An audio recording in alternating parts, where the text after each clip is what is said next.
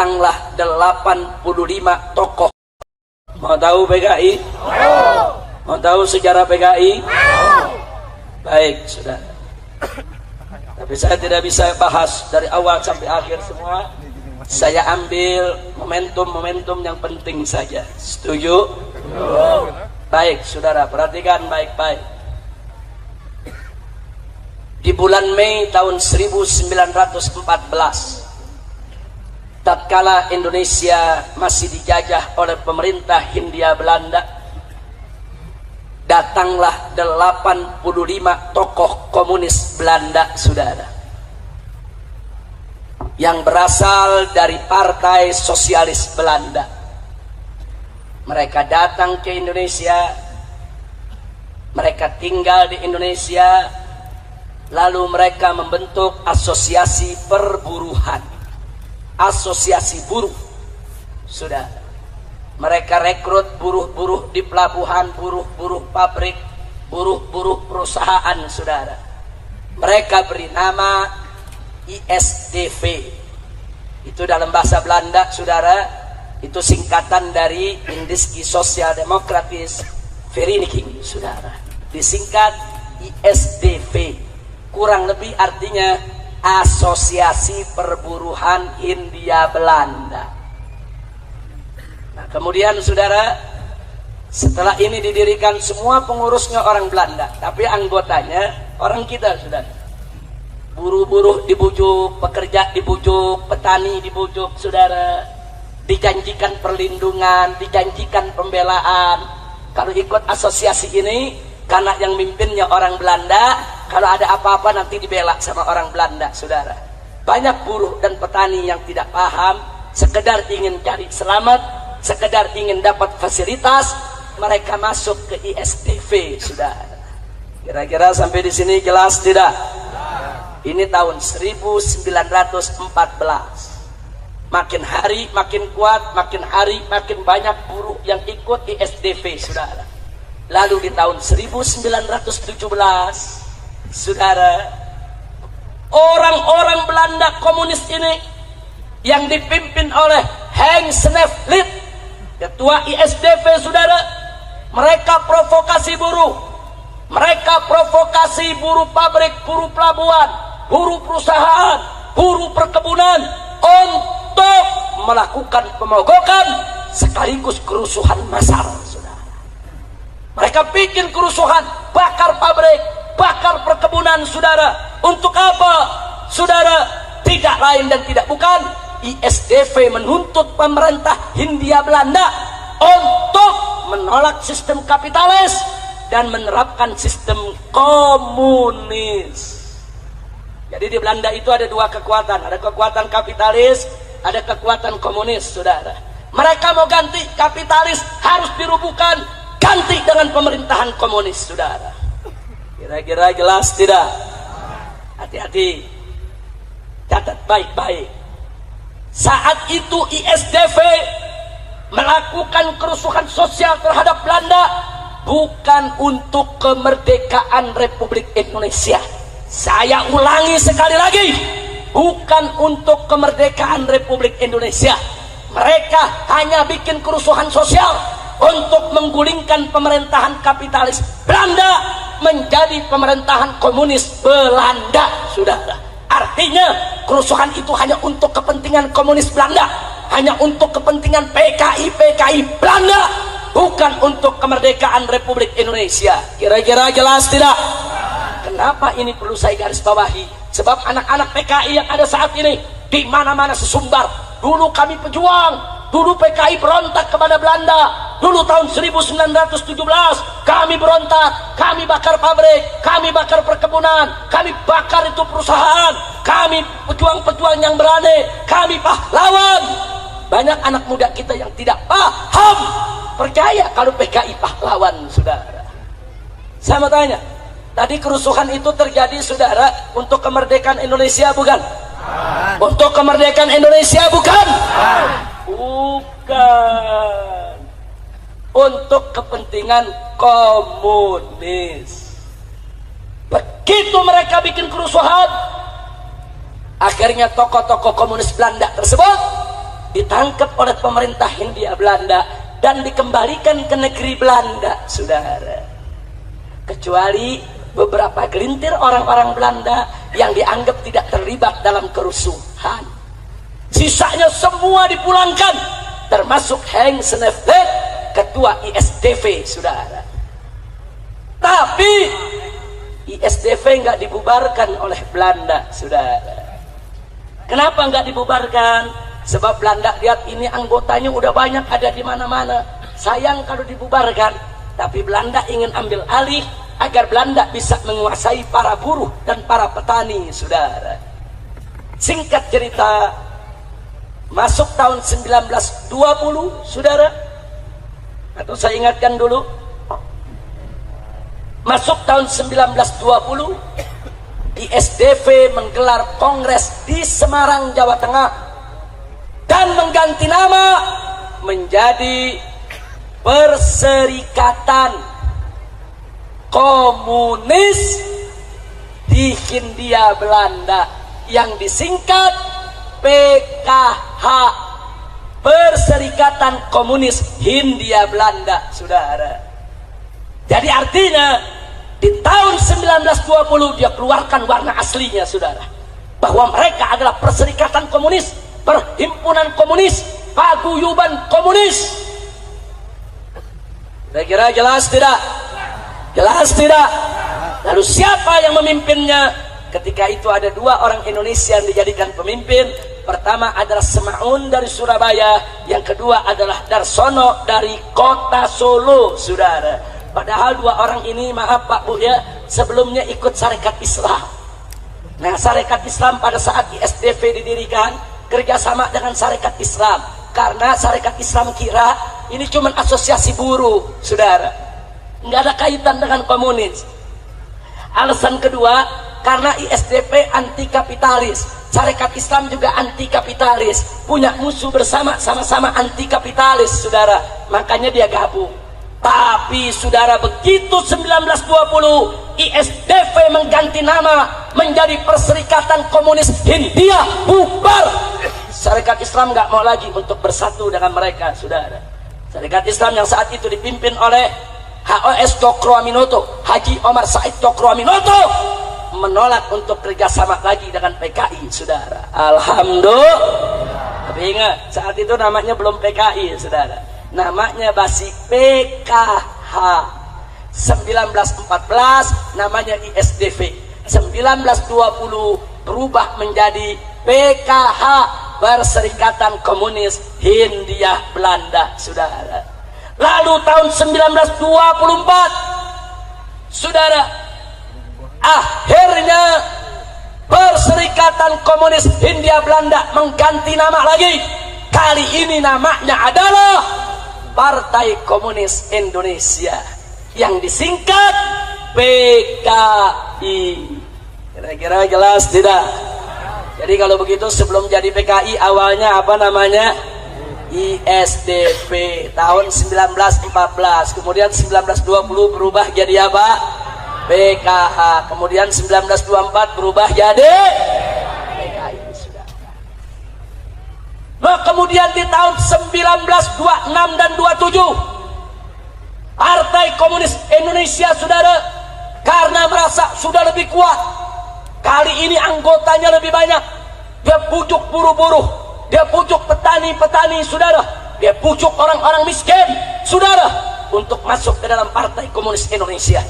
Begitu anggotanya sudah lebih banyak dibandingkan tahun 1917, akhirnya tahun 1926 lagi-lagi mereka melakukan kerusuhan.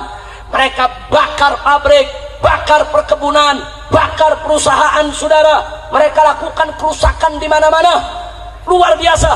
Pemerintah Hindia Belanda marah, saudara. Akhirnya pimpinan PKI ketika itu, saudara, yaitu Semaunnya, kemudian Darsononya, Musonya, Aliminnya, semuanya ditangkap dan semua dibuang ke Moskow, Rusia, saudara. Ya, pimpinan PKI dibuang ke Rusia. Mereka bisa hidup di Rusia.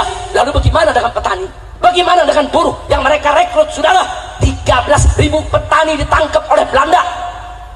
Puluhan mereka gantung. ratusan mereka siksa habis-habisan. Insya Allah ya, dari dulu PKI senang mengorbankan rakyat kecil, mengorbankan buruh, mengorbankan petani, biadab. Makanya petani sama buruh jangan sembarangan ikut PKI, betul? Saya tanya, buruh dan petani yang ikut PKI kesian tidak? Kesian tidak? Ditolimi tidak? Ditipu tidak? Akhirnya PKI dibubarkan oleh Belanda, saudara. 1924 PKI dibubarkan oleh Belanda. 13.000 petani buruh ditangkap dan dibuang ke tanah merah di Papua Irian sana, saudara. Puluhan digantung oleh Belanda di jalan-jalan, saudara. Yang dibunuh oleh Belanda, yang digantung oleh Belanda, petani-petani kecil, buruh-buruh kecil, tapi pimpinan-pimpinannya musuh, saudara, alimin, saudara, pimpinan-pimpinan kelas kakapnya semua dipindahkan ke Moskow, ke Rusia, saudara. Kira-kira sampai di sini jelas tidak?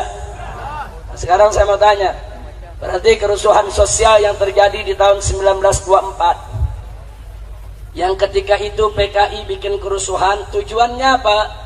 Tujuannya ingin ambil alih pemerintahan kapitalis Hindia Belanda menjadi pemerintahan komunis Hindia Belanda. Jadi saya mau tanya sekali lagi, berarti tujuan PKI untuk kemerdekaan Indonesia, bukan? Jadi PKI jangan ngaku-ngaku dulu, saudara. Anak-anak muda PKI sekarang ngaku, oh kami pahlawan, kami pejuang. Dulu 2 kali kami berontak kepada Belanda, 1917, 1927. Bohong. Mereka tidak melakukan pemberontakan untuk kemerdekaan Republik Indonesia, saudara. Dusta.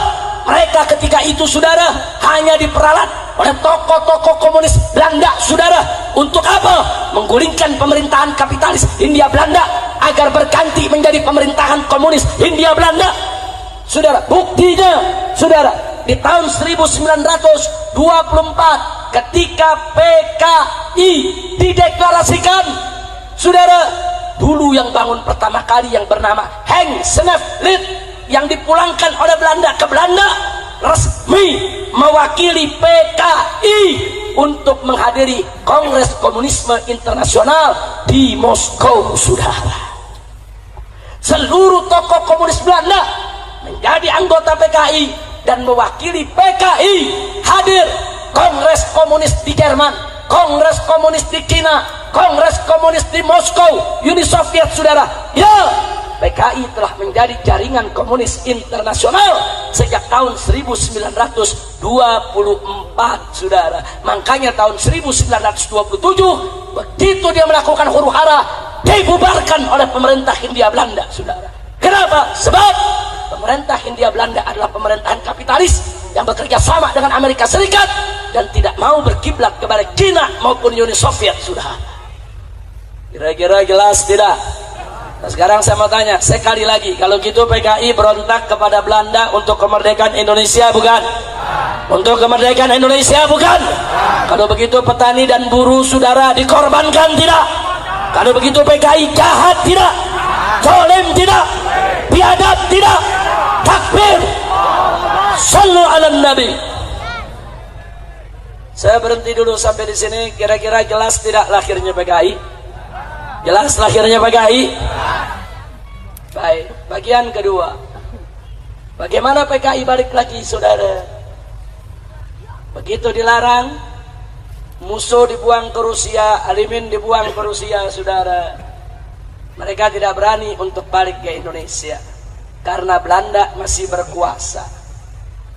Begitu kita merdeka tanggal 17 Agustus 1945, saudara, begitu kita merdeka, siapa yang merumuskan kemerdekaan? Yang merumuskan kemerdekaan adalah tokoh-tokoh Islam dan tokoh-tokoh nasionalis. Tidak ada tokoh PKI, saudara. Tokoh-tokoh Islam, satu, Kiai Haji Wahid Hashim, pimpinan Nahdlatul Ulama. Dua, Kiai Haji Abdul Qahar Mudzakkir, pimpinan Muhammadiyah, saudara. Tiga, Kiai Haji Agus Salim, pimpinan Sarekat Islam, saudara. Dan dari tokoh nasionalisnya ada Bung Karno, Bung Yamin, Bung Hatta. Mereka inilah yang merumuskan kemerdekaan Republik Indonesia. PKI tidak ikut, PKI tidak merumuskan, PKI tidak ikut dalam rapat persiapan untuk kemerdekaan Indonesia, sudah. Tidak. Kenapa? Sebab memang PKI tidak pernah berpikir Indonesia merdeka, saudara. Catat itu baik-baik. Jadi yang berjuang saat itu siapa? NU, Muhammad Serikat Islam, bukan? Islam bukan? Mereka yang merumuskan, saudara. Merdekalah kita pada tanggal 17 Agustus 1945.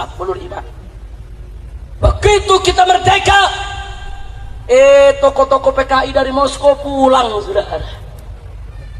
Pulang ini, musuhnya pulang, aliminnya pulang, rame-rame pulang. Kenapa mereka berani pulang? Karena Belanda udah lari, saudara. Karena Belanda udah nggak ngejajah Indonesia lagi. Kemana mereka waktu Jepang menjajah kita, saudara? Kemana? Kalau memang mereka pejuang kemerdekaan, mestinya saat Jepang datang mereka turun dong. Enggak, mereka enggak turun. Enggak turun lawan Belanda maupun lawan Jepang, saudara.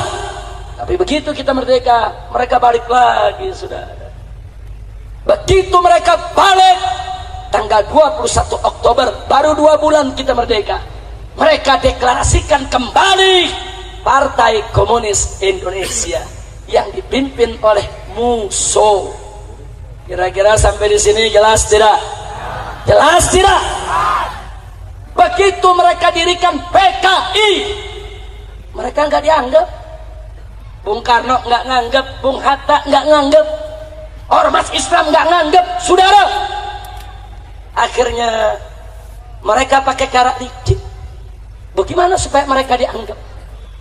Mereka lakukan teror di mana-mana, saudara.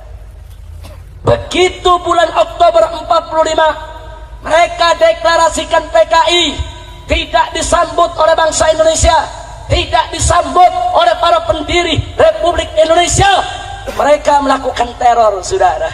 Di awal bulan November, saudara, saudara, mereka bergerak di basis mereka. Ketika itu mereka punya banyak pengikut di Tegal, Brebes, Pemalang, Pekalongan. Mereka rebut. Bupatinya mereka tangkap, camatnya mereka tangkap, lurahnya mereka tangkap, kepala polisi di wilayah mereka tangkap, mereka paksa untuk turun dari jabatan, dan mereka ganti dengan orang-orang PKI, saudara. Dan kalau nggak mau mereka turun, mereka dibunuh, saudara. Makanya, saudara, beberapa bupati mereka bunuh, camat mereka bunuh, kepala-kepala desa mereka bunuh, yang tidak mau turut kepada mereka, saudara. Akhirnya mereka rebut, saudara, Keresidenan Pekalongan, meliputi Tegal, Brebes, Pemalang, dan mereka serbu Cirebon. Tentara ditangkapi, tentara dilucuti, Cirebon bupatinya ditangkap, saudara.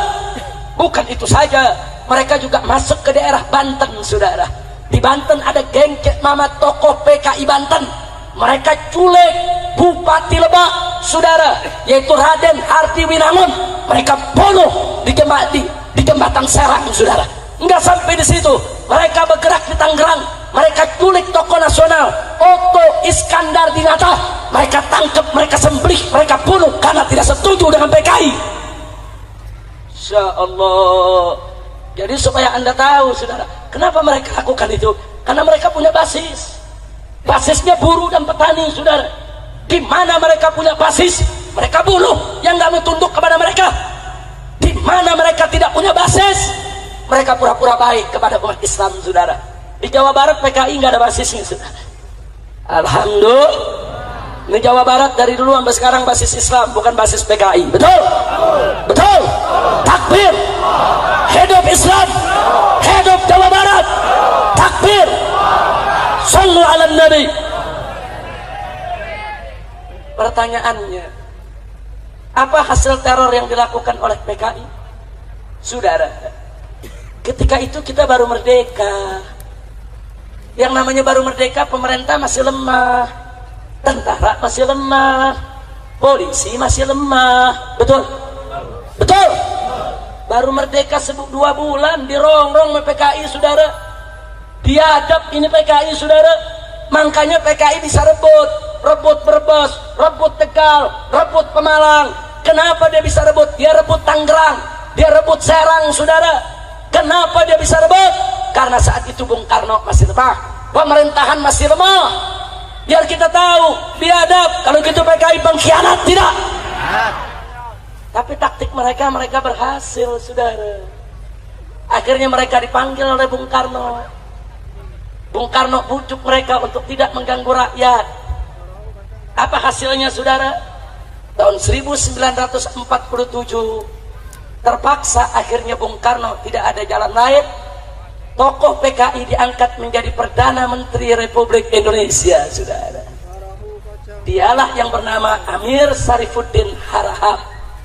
Itu tokoh PKI, saudara, jadi Perdana Menteri.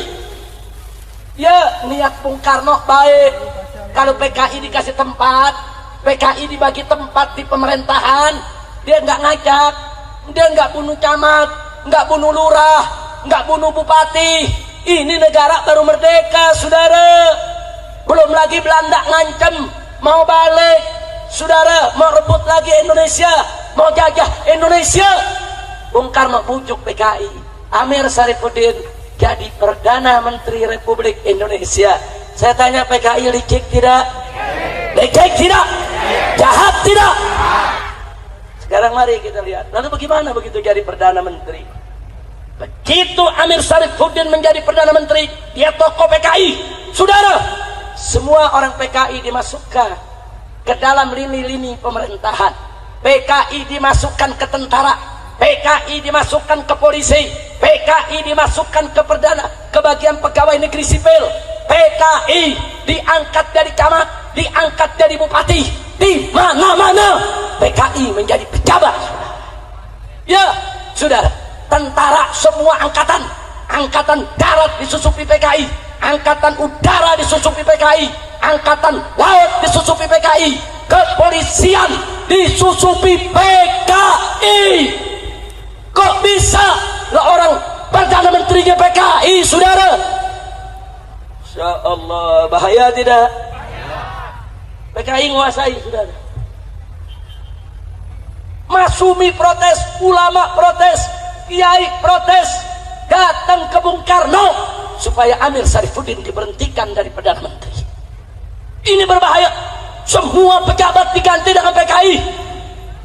Tapi ketika itu Bung Karno tidak punya alasan. Apa alasannya mau berhenti? Subhanallah, alasan itu datang setahun kemudian. Di tanggal 17 Januari, saudara, tahun 1948 terjadi perjanjian Renville, saudara, antara Indonesia dengan Belanda. Indonesia diwakili oleh Perdana Menterinya, yaitu tokoh PKI Amir Syarifuddin. Dan apa hasilnya? Isi perjanjiannya merugikan Indonesia, menguntungkan Belanda, membuka pintu Belanda balik lagi ke Indonesia, saudara. Marah tokoh-tokoh Islam, marah para ulama, marah tokoh nasionalis. Rame-rame mereka datangi Bung Karno. Kompak saat itu nasionalis, saudara, dengan umat Islam, dengan para ulama. Dia tekan, dan akhirnya tanggal 23 Januari, cuma 5 hari setelah perjanjian Renville, 23 Januari 48, saudara, Amir Syarifuddin diberhentikan dari Perdana Menteri. Kabinetnya dibubarkan. Lalu siapa yang diangkat sebagai pengganti? Soekarno mengangkat Wakil Presiden Muhammad Hatta sebagai Perdana Menteri, saudara. Ya, kenapa Muhammad Hatta yang diangkat? Karena tokoh-tokoh Islam nasionalis minta Muhammad Hatta menyelamatkan Republik Indonesia dari PKI. Ya, Muhammad Hatta langsung ambil alih, saudara. Beliau jadi Perdana Menteri. Apa yang beliau lakukan, saudara? Begitu masuk bulan Mei, yang beliau lakukan adalah, saudara, beliau melaksanakan program RERA, rekonstruksi dan rasionalisasi. Artinya apa?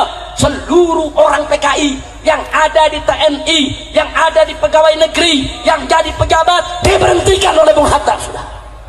Takbir. Berarti bagus tidak? Bagus tidak? Bagus tidak? Semua, saudara. Oh, mana kolonel-kolonel angkatan darat yang PKI? Diberhentiin. Mana brigjen-brigjen yang PKI? Saudara, diberhentikan. Akhirnya PKI marah, saudara. Marah. Tentara-tentara PKI nggak mau berhenti. Mereka marah. Mereka nggak mau keluar dari angkatan darat, nggak mau keluar dari angkatan laut, nggak mau keluar dari angkatan udara, nggak mau keluar dari kepolisian, nggak mau berhenti dari pejabat, saudara. Tetap diberhentikan. Lalu apa yang terjadi, saudara?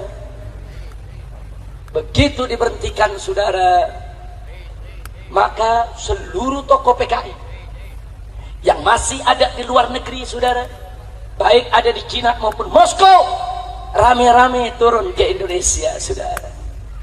Bulan Agustus 48 mereka gelar kongres untuk melawan Bung Hatta, saudara. Mereka merasa Bung Hatta sudah merusak segala rencananya. Agustus gelar kongres, saudara, dan hasilnya tanggal 5 September PKI secara terbuka mengumumkan, minta kepada Presiden Soekarno agar negara kesatuan Republik Indonesia berkiblat kepada Uni Soviet, saudara.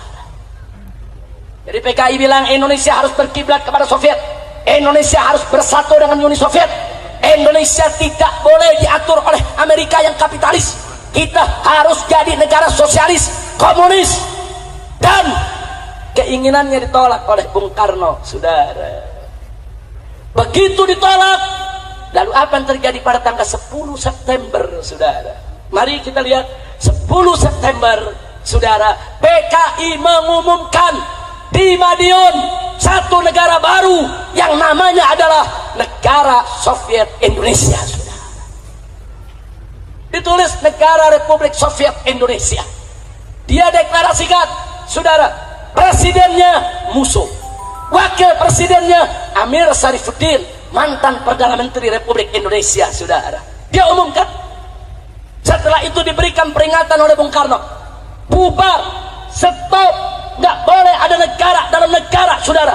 Mereka nggak mau tahu, saudara. Lalu setelah itu apa yang terjadi? Mari kita lihat, saudara.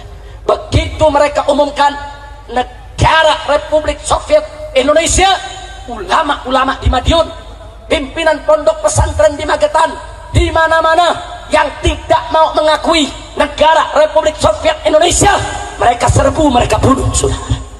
Pesantren-pesantren mereka bakar, kiai-kiai mereka bunuh, saudara. Itu terjadi dari tanggal 10 September. Gubernur Jawa Timur mereka culik, mereka bunuh, saudara. Kepala Rumah Sakit Solo mereka culik, mereka bunuh. Kepala Kepolisian Madiun mereka culik, mereka sembelih, mereka bunuh, saudara. Itu terjadi dari tanggal 10 September, 11, 12, 13. Puncaknya, saudara, tanggal 17 September seorang ulama besar, Nahdlatul Ulama, Kiai Haji Sulaiman Suhdi Afandi, ditangkap dengan 108 santri dan ustadz, saudara. Mereka diseret, saudara, ke sebuah sumur di desa Koco, Kabupaten Magetan, disembelih satu-satu. 108 tokoh Islam dimasukkan ke dalam lubang sumur, dibunuh, saudara. Saya mau tanya, biadab tidak? Biadab tidak? Dari situ mereka rebut satu persatu, saudara. 18 September, saudara, mereka rebut Madiun, mereka rebut Ponorogo, Pacitan, Rembang, Cepu, Purwodadi, Sukorejo, saudara, Magetan, semua kota-kota di Jawa Tengah direbut oleh mereka. Pertanyaannya, kenapa mereka bisa merebut? Mereka punya senjata, ada militer jadi PKI, saudara. Ada angkatan darat jadi PKI, ada angkatan laut jadi PKI, ada angkatan udara jadi PKI, ada polisi jadi PKI. Mereka punya senjata, mereka nggak mau berhenti. Dengan senjata mereka, saudara, mereka rebut semua kota yang ada di Jawa Tengah. Ya Allah, biadab tidak? Biadab tidak? Sampai di situ, saudara. Sepanjang 18 September sampai 21 September mereka bikin 2 ladang pembantaian. Satu di pabrik gula Gorang-Gareng, saudara, yaitu di Magetan. 2 di pabrik gula Alas Tua, saudara. Itu ratusan masyarakat mereka tarik, orang NU, Banser, Masumi, saudara, semua mereka tarik, mereka culik, dimasukkan dalam pabrik gula Gorang-Gareng. mereka sembelih satu-satu, saudara. Saking banyaknya yang mereka bunuh, saking banyaknya yang mereka potong, itu banjir darah di dalam pabrik gula goreng gareng, itu tinggi darah lewat mata kaki, saudara. Biadab. Jangan bilang PKI pahlawan dulu, saudara. Kita punya datanya, kita punya faktanya, saudara. Dan masih ada saksi hidup, saudara, yang ngalami yaitu peristiwa tersebut. Kita punya foto-fotonya, saudara. Biadab. Dan mereka bikin 7 sumur yang mereka sebut sebagai sumur neraka, saudara. Setiap sumur ratusan mayat mereka jeburkan ke sana. Mayat bupati, mayat camat, mayat kepala kepolisian, mayat kiai, mayat santri, mayat pimpinan partai Islam, saudara, mayat banser, semua mereka jeburkan dalam 7 sumur. Satu sumur, saudara, ada yang 200 kerangka mayat, ada yang 300 kerangka mayat, saudara. Biadab. Dan 7 sumur ada di Kabupaten Magetan. Tadinya itu nggak terungkap, saudara. Itu peristiwa terjadi tahun 48, nggak ada yang tahu. Keluarga pada nyari, keluarga bupati nyari, mana suami saya? Suami saya jadi bupati diculik oleh PKI, di mana dia? Santri-santri pada nyari, termasuk Kiai Haji Sulaiman Suhdi, pimpinan pondok pesantren. Saudara, pesantrennya dibakar, kiainya kemana? Semua santri nyari, saudara. Baru tahun 1950 beberapa orang-orang PKI yang ditangkap, akhirnya mereka insaf, dan mereka yang nunjuki itu tempat, saudara. Mereka tunjuki di sana sumurnya, di sana sumurnya, karena sumur itu habis mereka masukkan mayat, mereka tutup, saudara. Sumur tersebut mereka tutup, jadi orang nggak tahu kalau di situ ada sumur, saudara. Nah, baru bulan Januari tahun 1950 ribuan masyarakat Magetan, Madiun, Pacitan rame-rame turun ke sumur-sumur tadi, saudara. Mereka gali, mereka temukan ribuan mayat dari 7 kubur, dan diidentifikasi, ketemu, oh ini Bupati Blora, oh yang ini Bupati Magetan, ketemu satu-satu, oh ini yang Kiai Sulaiman Suhdinya, saudara. Mereka sembelih semuanya, mereka masukkan dalam sumur. Saya tanya, biadab tidak? Biadab tidak? Takbir. Tapi alhamdulillah, ketika itu Bapak Panglima Besar Jenderal Sudirman, saudara, begitu Madiun dan semua kota di bulan September dikuasai oleh PKI, Tentara Republik Indonesia turun ke Madiun, saudara. Dari Jawa Barat Siliwangi turun, dari Jawa Timur, saudara, turun untuk mengepung PKI di Jawa Tengah, saudara. Ketika itu tentara nasional dari Siliwangi ribuan turun, saudara. Begitu juga dari Jawa Timur yang dipimpin oleh Kolonel Gatot Subroto, saudara. Atas perintah Panglima Besar Jenderal Sudirman, perang, saudara. 12 hari 12 malam tempur di kota Madiun, saudara. Dan akhirnya tanggal 30 September seluruh kota Madiun berhasil diambil alih oleh pemerintah pusat melalui TNI Angkatan Darat yang pro pemerintah, bukan pro PKI, saudara. Takbir. Takbir. Lalu PKI keluar dari Madiun, oh mereka marah. Lalu apa yang mereka lakukan, saudara? 30 September mereka keluar, tanggal 4 Oktobernya, saudara, seluruh tawanan mereka bunuh, saudara. Ribuan tawanan yang mereka tawan dari Madiun, Magetan, Pacit, Wonorogo, Wonogiri, Ponorogo, saudara, Sukorejo, Surakarta, semua yang mereka tawan mereka bunuh. Karena mereka marah kepada TNI, kenapa mereka kalah? Dibunuh. Mereka terus didesak, saudara. Baru akhir November seluruh Jawa berhasil dikuasai, PKI berhasil dikalahkan, saudara. Alhamdulillah. Saya mau tanya, kalau begitu PKI pejuang atau pengkhianat? Pejuang atau pecundang? Pejuang atau pengkhianat? Pejuang atau penjahat? Selesai bulan November 48, PKI diatasi. Masuk bulan Desember, Belanda datang, saudara. Agresi militer kedua. Jadi kita dirongrong oleh PKI, bukan PKI pejuang. Dia merongrong Republik. Hampir kita kalah dari Belanda. Hampir kita jatuh lagi ke Belanda, saudara. November PKI dikalahkan, saudara. Desember Belanda datang lagi ke Indonesia untuk menjaga republik ini, saudara. Ya, PKI biadab, PKI tolim, PKI penjahat. Maka itu saya mau tanya sekali lagi, kalau gitu PKI bahaya tidak? Bahaya tidak? Layak dibubarkan tidak? Takbir. Akhirnya bulan Oktober musuh ketangkap, Amir Syarifuddin ketangkap dan dieksekusi mati, saudara. Tapi saudara, Soekarno terlalu penuh belas kasih. Soekarno tetap tidak mau bubarkan PKI, saudara.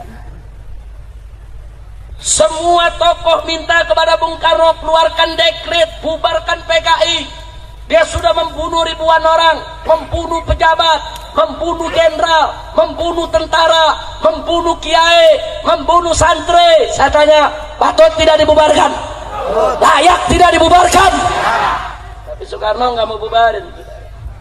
Apa kata Soekarno? Itu kan kesalahan segelintir orang. Itu kan yang salah musuh sama Alimin. Itu kan yang salah cuman Amir Syarifuddin. Yang lain jangan disalahkan.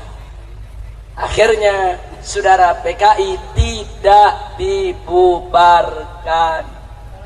Nah, semenjak saat itu PKI diambil alih oleh DNAID, saudara. Musuh selesai, mati sudah. Sekarang masanya Dipo Nusantara. DNAID itu kepanjangan Dipo Nusantara Aidit, saudara. Dia dengan nyoto mengambil alih PKI.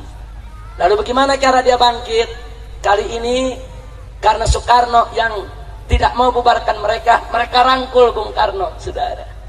Mereka rangkul Bung Karno, mereka deketi Bung Karno, mereka puji-puji Bung Karno, bahkan seluruh program Bung Karno mereka dukung.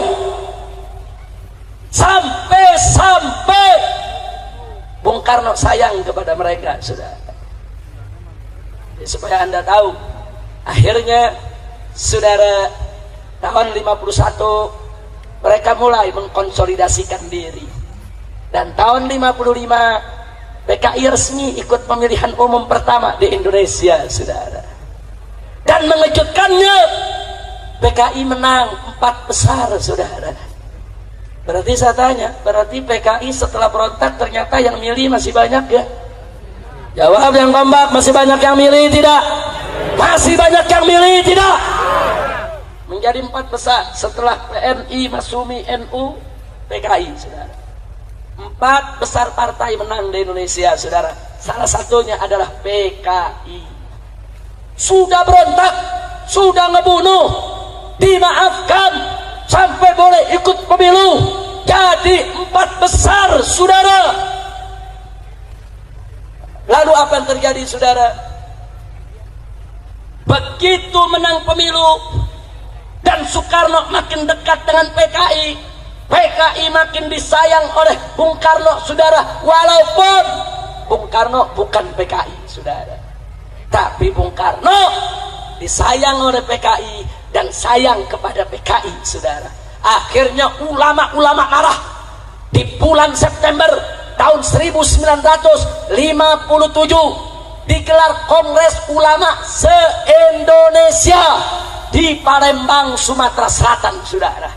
Putusan para ulama se-Indonesia dalam pertemuan Kongres Palembang, saudara, adalah meminta kepada Presiden Soekarno untuk mengeluarkan dekret pelarangan paham komunis dan pembubaran partai PKI, saudara. Ini ulama udah kompak, dari NU-nya, dari semuanya, saudara, kumpul. Ini ulamanya, ini bukan organisasi yang kumpul, ulama. Lalu bagaimana sikap Bung Karno? Bung Karno menolak, saudara. Bung Karno tidak mau membubarkan PKI. Lalu apa yang terjadi setelah itu, saudara? Ya, karena Bung Karno tidak mau bubarkan PKI, akhirnya ada segelintir tokoh Islam bersama tentara-tentara nasionalis di Sumatera. Mereka marah kepada Bung Karno, saudara. Mereka koreksi pemerintahan Soekarno, mereka berontak. Mereka dirikan PRRI, Pemerintahan Revolusioner Republik Indonesia. Sebetulnya PRRI itu, saudara, itu pemberontakan tujuannya untuk lawan PKI. untuk menjauhkan Bung Karno dari PKI, untuk menyelamatkan Indonesia dari PKI. Hanya saja PRRI konsolidasinya nggak kuat ke bawah. Kalau PKI kuat ke bawah, saudara. Akhirnya pemberontakan PRRI berhasil dipadamkan oleh Bung Karno. Lalu apa yang terjadi setelah itu, saudara? Itu tahun 57, 58, saudara. Akhirnya masuk tahun 60, PKI memprovokasi Bung Karno.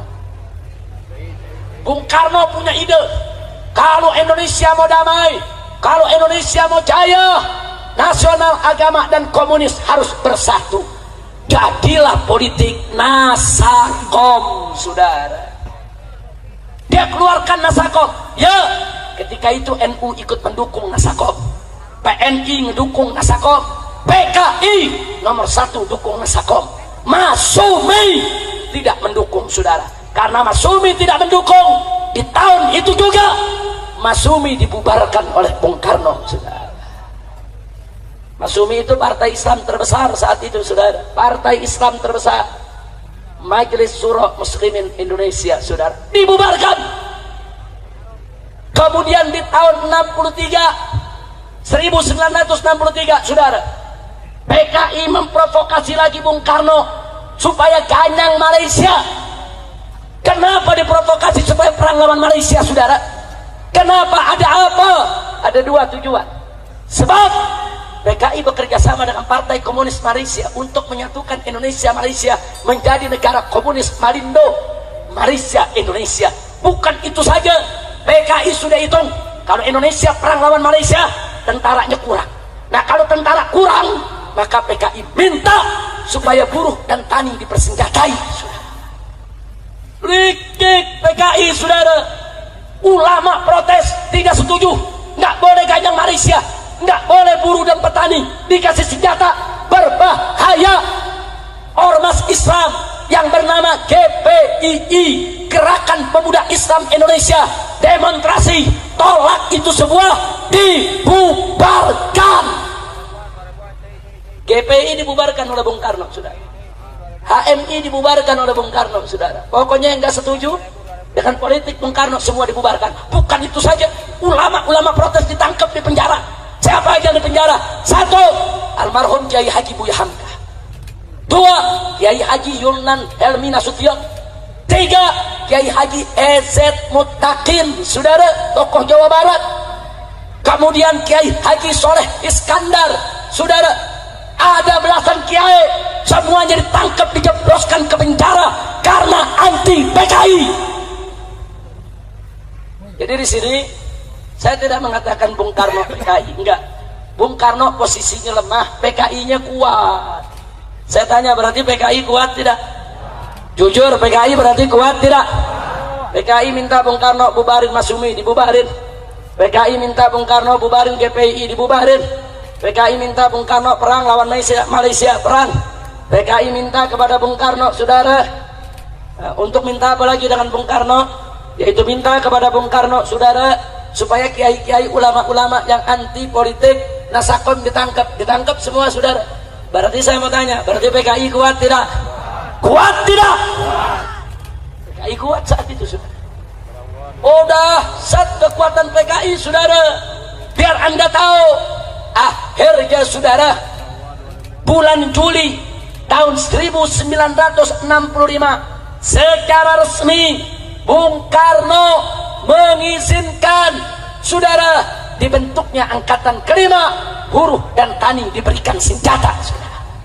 Begitu diizinkan, saudara, maka PKI, saudara, mendatangkan 2000 kadernya, 2000 kadernya dibawa ke Jakarta, dikumpulkan di lapangan Halim Perdana Kusuma untuk dilatih perang, saudara. Mereka diajarkan cara lempar granat, diajarkan cara nembak, resmi, legal, seizin presiden. Masya Allah. Itu bulan Juli tahun 1965, saudara. Mereka atur semua rencana, saudara. Partai Murba itu dulu kawannya PKI, yang dirikan Tan Malaka. Dulu Tan Malaka ikut PKI, tapi begitu tahu kekejaman PKI, dia keluar dari PKI, saudara. Dia dirikan partai baru, namanya Partai Murba. Apa itu Murba? Musyawarah Rakyat Banyak. Partai Murba memberitahu kepada Bung Karno, awas PKI mau kudeta. Oh, PKI marah, minta kepada Bung Karno, bubarkan Partai Murba. Dibubarkan. Masya Allah. Saya tanya, kalau gitu PKI kuat tidak? Jujur, kuat tidak? Kuat tidak? Tibalah bagian akhir, saudara. Tanggal 30 September. Tentara-tentara Angkatan Darat sudah gerah, saudara. Gerah dengan PKI, jenderal-jenderal gerah. Kenapa jenderal-jenderal gerah? Karena banyak kolonel direkrut PKI. Karena banyak prajurit direkrut PKI, saudara. Ini jenderal semua gerah. PKI tahu kalau jenderal-jenderal ini gerah. Bagi PKI ini ancaman. Akhirnya tanggal 30 September pagi, Gerwani Gerakan Wanita Indonesia milik PKI dan Pemuda Rakyat milik PKI demo besar-besaran di Jakarta. Puluhan ribu orang demonstrasi 30 September pagi, saudara. Malamnya mereka culik 7 jenderal kita, saudara. Mereka culik, mereka bawa ke lubang buaya, semuanya mereka bunuh dan mereka masukkan ke dalam lubang buaya, saudara. Ada Jenderal Ahmad Yani, kemudian MT Haryono, saudara. Kemudian masih banyak lagi jenderal-jenderal yang lainnya. Yang selamat saat itu tidak terbunuh adalah Jenderal Abdul Haris Nasution, saudara. Tapi sungguh pun beliau tidak terbunuh. Pengawalnya terbunuh, Kapten Pierre Tendea. Putrinya yang baru berusia 5 tahun tetap ditembak oleh PKI. Anak kecil, perempuan baru usia 5 tahun ditembak, saudara. Luka parah. Beberapa hari kemudian anak tersebut mati. Itulah Ade Irma Nasution, saudara. Saya tanya sekali lagi, biadab tidak? Biadab tidak? Biadab tidak? Oh, enggak sampai di situ. Di Yogyakarta, Brigjen Katamso mereka tangkap, mereka bunuh, saudara. Kolonel Sujono, saudara, di Yogyakarta juga mereka bunuh.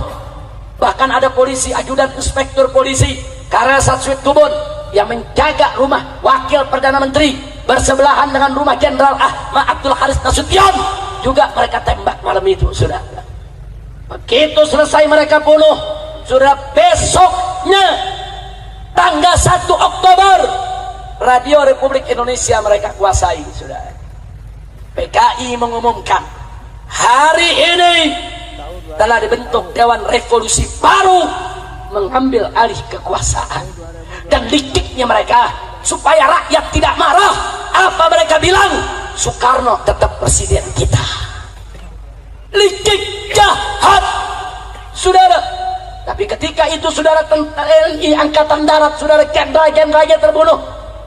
Tinggal ada, yaitu Abdul Haris Nasution dalam keadaan shock, luka, karena berusaha lari menyelamatkan diri dari sergapan PKI, saudara. Dan ketika itu, saudara, ada Letnan Jenderal Soeharto yang diminta oleh kawan-kawannya segera untuk pimpin TNI Angkatan Darat, saudara. Akhirnya Soeharto, saudara, memimpin TNI Angkatan Darat. Dia serbu Radio Republik Indonesia pada tanggal 2 Oktober, saudara. Dia rebut, dia umumkan lagi ke seluruh Indonesia bahwa kudeta PKI gagal. Negara tidak bisa diambil alih oleh PKI. Tentara mengambil alih dan Soekarno tetap sebagai presiden.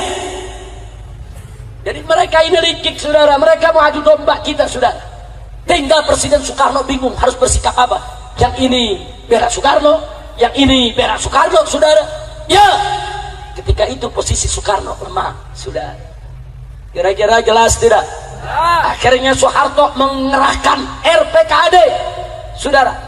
RPKAD, Resimen Pasukan Khusus Angkatan Darat, kalau sekarang disebut Kopassus, saudara. Dipimpin oleh Sarwo Edi. Siapa itu Sarwo Edi? Sarwo Edi adalah mertua SBY, saudara. RPKAD dipimpin oleh Sarwo Edi menyerbu Halim Perdana Kusuma, saudara. Ya, mereka tempur. Ternyata di sana, ya, ada tentara Angkatan Darat yang jadi PKI, ada Angkatan Laut yang jadi PKI, ada Angkatan Udara yang jadi PKI, ada polisi yang jadi PKI. Mereka semuanya ditangkap, saudara. Bahkan yang menggerebek rumah-rumah jenderal itu Cakrabirawa. Cakrabirawa itu tentara, itu pengawal presiden, saudara. tentara, mereka yang culik daripada para jenderal, mereka yang bunuh, mereka kerja buat PKI. Insya Allah. Berarti saya tanya, kalau gitu dulu tentara disusupi tidak? Tentara disusupi tidak? Akhirnya setelah direbut Halim tanggal 5 Oktober saudara, tanggal 5 Oktober setelah Halim direbut, baru dikeluarkan itu jenazah dari para jenderal yang sudah ada di lubang buaya saudara. Saya tanya sekali lagi, PKI kejam tidak? Kejam tidak? Nah, melihat kekejaman PKI seperti itu saudara, NU pecah kongsi, marah NU saudara. Akhirnya saudara NU marah, maka NU dan Ansor turun demo di kota-kota di Pulau Jawa saudara, menolak kekejaman PKI. PKI tersinggung. 13 Oktober NU Banser turun di jalan di seluruh kota di Pulau Jawa. PKI tersinggung. Lalu apa yang mereka lakukan? Di basis-basis PKI saudara, Kiai NU disembelih, Banser disembelih.